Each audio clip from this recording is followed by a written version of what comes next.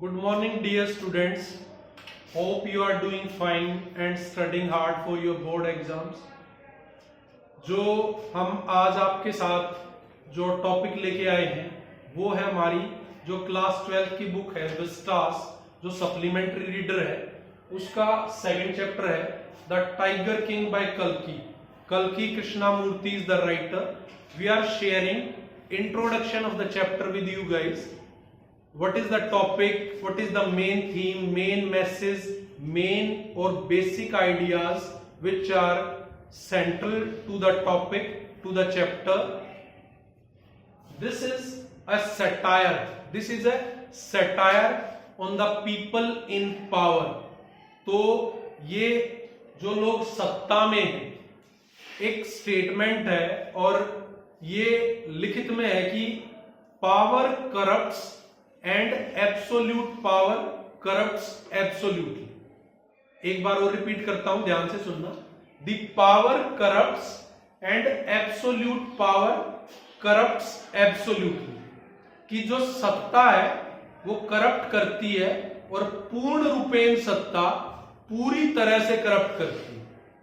ये बिल्कुल एक मानी हुई कहावत है और माना भी गया इसको. ये इस चैप्टर में पूरा आपको नजर आएगी कि सत्ता कैसे आदमी को अंधा और करप्ट कर देती है, जो बिल्कुल भी दूसरों की तरफ नहीं देखते, सिर्फ खुद के बारे में सोचते हैं, खुद का भविष्य सिक्योर सेव करने की सोचते हैं, और जो उनके अंडर लोग हैं उनके साथ कुछ भी हो, कैसी भी हालत हो, उनको कोई फर्क नहीं पड़ता. तो शुरू करते हैं प्यारे बच्चों. Theme. What is the theme of the chapter? Theme. The story discusses the themes of fate, irony and futility of trying to escape the destiny.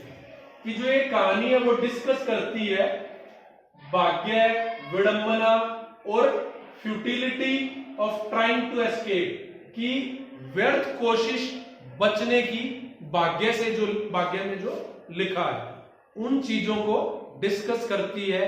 वही मेन थीम इस चैप्टर में रन होते हैं कि भाग्य, विडंबना और एक व्यर्थ सी कोशिश भाग्य से, किस्मत से बचने की. It also satirises the behaviour of the people in power and cruelty and ignorance they show towards their subject. ये सैटाराइज करती है उन लोगों का बिहेवियर जो सत्ता में है और जो क्रूरता और इग्नोरेंस दिखाते हैं उन लोगों के प्रति जो उनके सब्जेक्ट्स हैं या उनके अंडर काम करते हैं. अगर एक राजा है तो उसकी प्रजा होती है.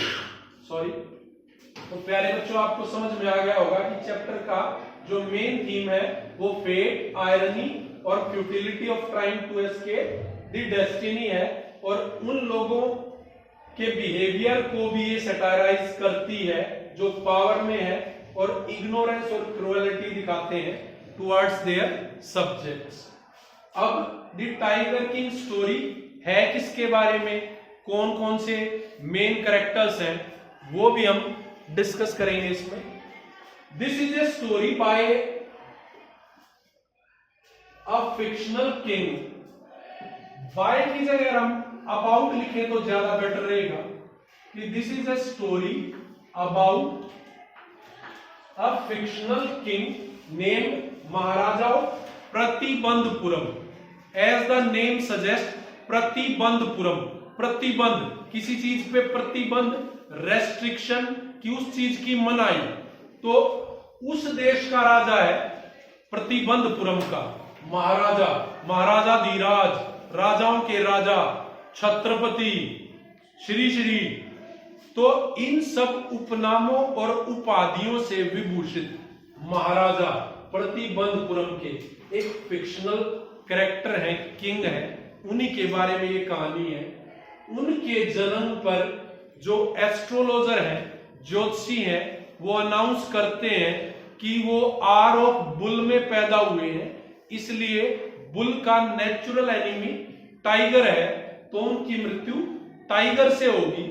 फिर छोटा सा 10 दिनों का या 2-4 दिनों का बच्चा बोल पड़ता है कि जब एस्ट्रोलॉजर अनाउंस करते हैं कि इसकी मृत्यु होगी, तो बच्चा बोल पड़ता है कि ये कोई बात हो, इसकी मृत्यु होगी, जिसने जन्म लिया उसकी मृत्यु निश्चित है, कोई खास बात थोड़ा बताइए आप लोगों ने। तो फिर एस्ट्रोलॉजर से पूछता है कि मृत्यु होगी कैसे, how is death going to happen. तब एस्ट्रोलॉजर कहते हैं कि वो आर ऑफ द बुल में पैदा हुआ है, जो युवराज है, और बुल का नेचुरल एनिमी टाइगर है, इसलिए उसकी डेथ टाइगर से होगी। तो छोटा सा बच्चा जो बोल पड़ता है, जो हैरानी की बात है, वो कहता है लेट द टाइगर्स बीवेयर, कि टाइगर्स सचेत हो जाएं क्योंकि युवराज आ गया है। तो this story is about the king's attempts to defy a prophecy that he will be killed by tiger. तो राजा के ये प्रयास है, कोशिशें हैं कि झुठला दे उस भविष्यवाणी को कि वो उसकी मृत्यु एक टाइगर द्वारा होगी। तो राजा पूरी कोशिश में लगा रहता है, 99 टाइगर मार देता है। क्या वो एस्ट्रोलॉजर ने कहा था कि अगर आप 99 टाइगर भी मार दें, पर 100वें टाइगर से आप सावधान रहे, अगर आपने 100 टाइगर मार दिए तो मैं अपनी शिखा कटवा दूंगा और जो ये धार्मिक ग्रंथ है इनको आग लगा दूंगा। तो क्या राजा 100वें टाइगर को मारने में सक्सेसफुल हो पाया? क्या राजा प्रोफेसी को झुठला पाया, भविष्यवाणी को गलत साबित कर पाया? क्या एस्ट्रोलॉजर सही साबित हुए या गलत साबित हुए? उन सब पहलुओं पर ये स्टोरी जो कल्कि कृष्णमूर्ति की है, द टाइगर किंग, हमारी सप्लीमेंट्री रीडर विस्टास में वो प्रकाश डालेगी। हम नेक्स्ट वीडियो में शेयर करेंगे लाइन बाय लाइन एक्सप्लेनेशन, ताकि आपको जो हमारी एनसीईआरटी की विस्टास बुक है वो लाइन बाय लाइन ना पढ़े और वीडियो देख के आप पूरा जिस्ट समझ जाएं, पूरा सब्जेक्ट मैटर आपको समझ में आए। अब इसमें मेन आइडियाज क्या क्या है, बेसिक आइडियाज जो पूरी स्टोरी में चैप्टर में देखने को मिलेंगे। एक तो प्रोफेसी है, जो एस्ट्रोलॉजर अनाउंस करता है कि जो युवराज है वो मारा जाएगा टाइगर के द्वारा, और फिर उस पे जो युवराज है प्रिंस, वो क्या रिएक्ट करता है, और किंग्स के एक्शन पे पूरा ये बेस्ड है कि वो कैसे टाइगर्स मारता है, और कैसे टाइगर्स मारने के बाद जब उसके किंगडम में जो टाइगर पॉपुलेशन है बिल्कुल नील हो जाती है, तो वो अपनी मैरिज भी उसी बेस पे करता है कि जिस किंगडम में और टाइगर्स होंगे वहीं वो मैरिज करेगा। और फिर किंग का कैरेक्टर इसमें नजर आएगा कि किंग कैसा है, रूड है, क्रूअल है, इगोइस्ट है, और पावर का अनड्यू एडवांटेज लेता है और अपने सब्जेक्ट की तरफ बिल्कुल भी ध्यान नहीं देता।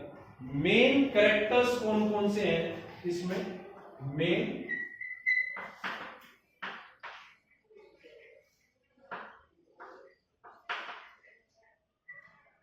मेन कैरेक्टर्स है बेटा इसमें, एक तो किंग है,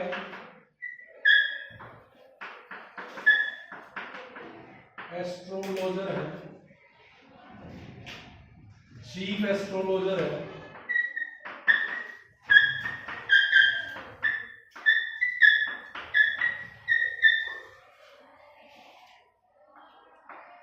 फोर्थ मिनिस्टर्स है,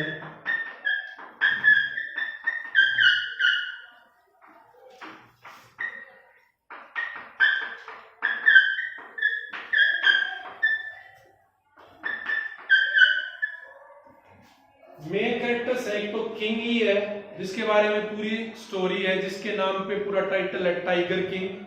सेकंड एस्ट्रोलॉजर है और चीफ एस्ट्रोलॉजर है, किंग के मिनिस्टर्स हैं, और कुछ बीच में ब्रिटिश ऑफिसर्स का भी नाम आता है। तो ये मेन कैरेक्टर्स हैं जो पूरे चैप्टर में स्टोरी में आपको नजर आएंगे। तो आप हमारी नेक्स्ट वीडियो में लाइन बाय लाइन एक्सप्लेनेशन समझ पाएंगे, ताकि आपको अच्छे से ये चैप्टर समझ आएगा। Thank you dear students. This is all for the day. Have a nice day.